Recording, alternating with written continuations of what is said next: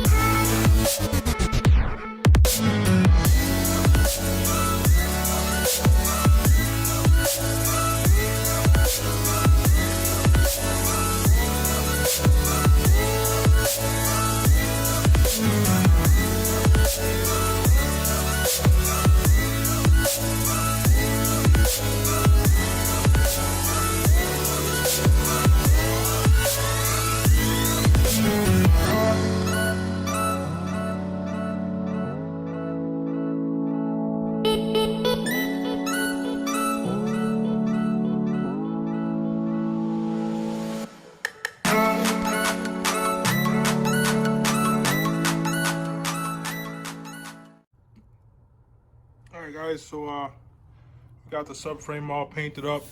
I gave it about 2-3 coats, and just a trick, if you guys see how it's dry already, I didn't have to wait. It's only been sitting here like maybe half hour. What I usually like to do is, for parts like this, I use engine paint if they have the color I want.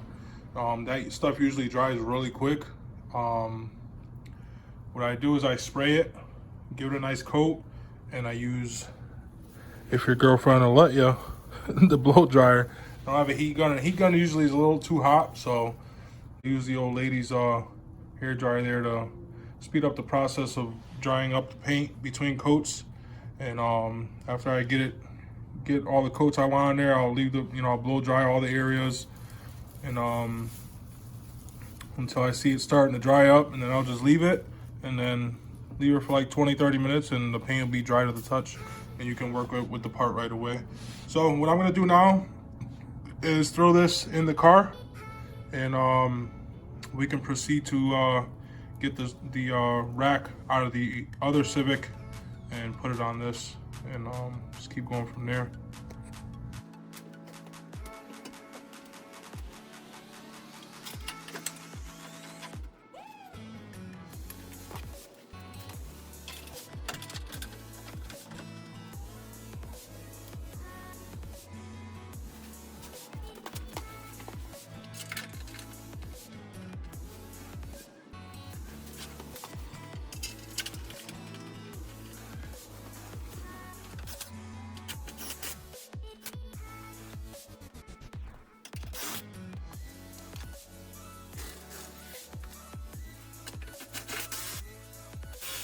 I did not paint the control arms, and the reason being is because these bushings are shot. I'm gonna throw them in there just for now, but I'm gonna be either changing the bushings, or I'm gonna be getting new control arms. I'm not sure yet what I'm gonna be doing, but we'll see what happens. I might go with the solid bushings, but like I said, I'm not sure yet, so we're just gonna throw them on.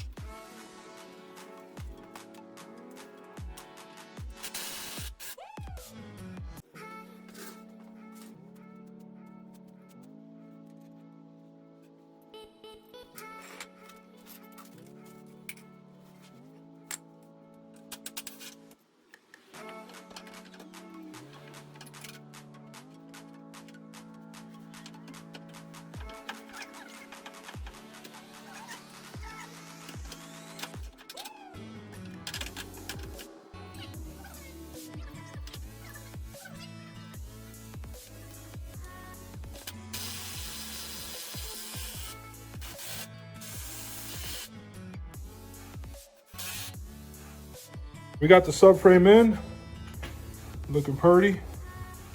So now what I'm gonna do is get I'm gonna get the rack out of that one so I can throw it in here.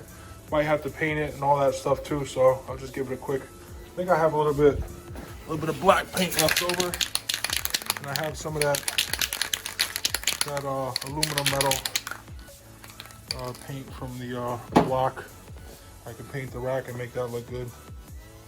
So I'll get back to you guys when I'm getting the rack all done. All right, guys, I went ahead and put the rack in, manual rack. As you see, I ended up painting it just to make it look a little better. I realized what I didn't do is put that boot on there, but I'm not sure if I'm actually gonna put that boot back on there or not. I think I have it somewhere floating around.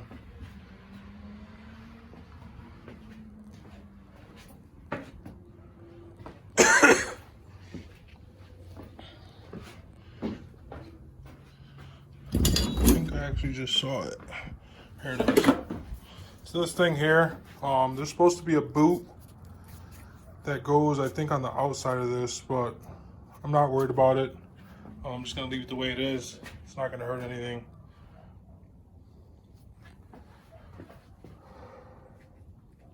I think the next thing I'm gonna do is I'm gonna worry about getting that rear mount in, and I'm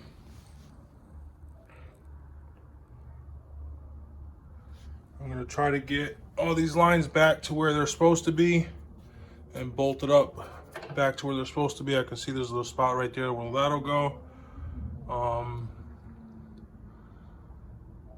There's a lot of things that I wanna do, especially with these brackets. I think I'm gonna end up painting all these little tiny brackets and stuff like that, just to make it look a little cleaner. And I'm just gonna run over these lines here with just some solvent or something, just to clean them up, make them look a little better than they are. But it's moving along, guys. This is the main part where I wanted to get done, so that way I can go ahead and put the engine in and whatnot. The problem I'm having now is where the harness is gonna go in. It's supposed to go in through here, through the heater core. Obviously I'm not gonna be putting it in through there, so I have to kind of choose another spot where I'm gonna put it. I was thinking like somewhere under here, or somewhere down here, but the heater core is there and the box is there. I'm not sure about doing it here. I just have to see what goes on there. Honestly, I don't know what I'm gonna do yet. I just have to ponder on it and see what I'm gonna do. Then there is this spot here, but I'm not sure if that spot's gonna be seen or not. I just don't know. I do have this spot right here, I know a plug goes there, so I might be able to just open that up a little bit more and shove the wires in there. But yeah, I'm not sure. What I might do is mock up the engine, put the engine in there, and just see where the best spot location that will be the best for me, and just go from there. All right, guys, so this is gonna wrap it up. That's gonna wrap it up for this video. The sun's starting to come down here, and I gotta go shopping and all that stuff for some groceries. Guys, enjoying the nice weather today. Surprisingly, today was a great day. I had a lot of sun out.